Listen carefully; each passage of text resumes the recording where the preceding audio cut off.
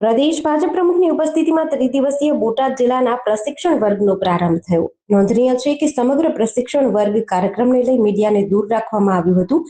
ગુજરાત પ્રદેશ ભાજપ પ્રમુખ જગદીશ વિશ્વકર્મા બોટાદની મુલાકાતે આવ્યા હતા. સૌપ્રથમ સાળંગપુર કષ્ટભંજન દેવ હનુમાનજી મંદિરે પહોંચી દર્શન કર્યા હતા. મંદિરના કોઠારી સ્વામી સહિતના સંતોએ તેમનું વિશેષ સ્વાગત કર્યું હતું. મંદિરના કોઠારી સ્વામી સહિતના સંતોએ તેમનું વિશેષ સ્વાગત સન્માન કર્યું હતું. બરવાડા તાલુકાના કુંડળ ગામ પાસે કષ્ટભંજન રિસોર્ટ ખાતે પંડિત દીનદયાળ ઉપાધ્યાય પ્રશિક્ષણ મહાઅભિયાન અંતર્ગત બોટાદ જિલ્લાના પ્રશિક્ષણ વર્ગનો આજથી શુભારંભ કરવામાં આવ્યો છે.